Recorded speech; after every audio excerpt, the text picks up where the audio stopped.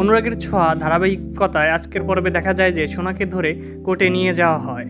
সূর্য বাধা দিলে দীপা অবিনাশের সাহায্যে কোর্টে ঢুকে পড়ে। শুরু হয়ে যায় সোনার কেসের হেয়ারিং। কুন্তলা আদালতকে বলে, মহামান্য আদালত, কাঠগড়ায় যে মেয়েটিকে দেখছেন তার নাম সোনা সেনগুপ্ত, ডাক্তার সূর্য সেনগুপ্তর মেয়ে।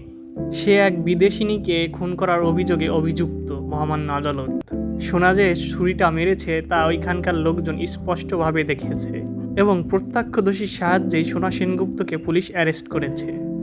মহামান্য আদালত, এবার আমি আপনার কাছে কিছু কাগজপত্র পেশ করছি, যেগুলো দেখলে আপনি বুঝতে পারবেন যে সোনা সেনগুপ্ত মানসিকভাবে অসুস্থ এবং সোনা সেনগুপ্ত সুস্থ নয় এবং সে কোনো বিদেশিনীকে ছুরি দিয়ে আঘাত করেনি। সে মানসিক ভারসাম্যহীন বলেই এভাবে তাকে আঘাত করেছে। তাই মহামান্য আদালত, আপনার কাছে আমার অনুরোধ যে সোনা সেনগুপ্ত যে মানসিকভাবে ভারসাম্যহীন এটা ভেবেই আপনি এর বিচার করবেন। দীপা চিৎকার করে বলতে থাকে যে আমার মেয়ে কোনো বিদেশিনীকে ছুরি দিয়ে আঘাত করেনি। কুন্তলা আদালতকে বলে যে মহামান্য আদালত, সোনা সেনগুপ্ত যে ছুরি দিয়ে আঘাত করেছে এর প্রমাণ আছে আমার কাছে। বিদেশিনীকে কাঠগড়ায় ডাকে কুন্তলা।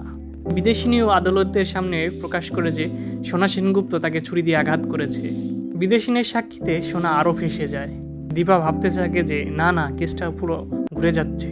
কুন্তলা আমার মেয়েটাকে পাগলাগারোতে পাঠিয়েই ছাড়বে, যা করার এখন আমাকেই করতে হবে। দীপা আদালতকে বলে যে মহামান্য আদালত, আমার কিছু বলার আছে। মহামান্য আদালত দীপাকে বলে যে আপনার যা বলার আছে যা আপনি কাঠগড়ায় দাঁড়িয়ে বলুন। দীপা কাঠগড়ায় ওঠে এবং আদালতকে বলে যে মহামান্য আদালত, বিদেশিনীর যে ছুরি লেগেছে তার কি প্রমাণ আছে? আমি বিরোধিতা করছি যে বিদেশিনীর কোনো ছুরির আঘাত লাগেনি। ছুরির আঘাত লেগেছে রুডির, যে আমাদের সবার চোখের আড়ালে লুকিয়ে আছে। দীপার কথায় রহস্যের গন্ধ পায় বিচারক। বিচারক কুন্তলাকে বলে, কুন্তলা রায়, আপনি এই কেসটা নিয়ে আরও স্টাডি করুন এবং এই কেসের বিষয়ে আরও প্রমাণাদি দিতে। সোনা সেনগুপ্ত মানসিকভাবে ভারসাম্যহীন কিনা এটা এবং বিদেশি ছুরি লেগেছে কিনা এটা আপনাকে প্রমাণ করতে হবে। আপাতত কেসটা এখানেই স্থগিত হয়ে গেল। আগামীকাল দুপুর 2টোর সময় এই কেসটা আবার হেয়ারিং হবে এবং রায় ঘোষণা করা হবে, আর আপনারা সকল প্রমাণাদি জোগাড় করে রাখবেন।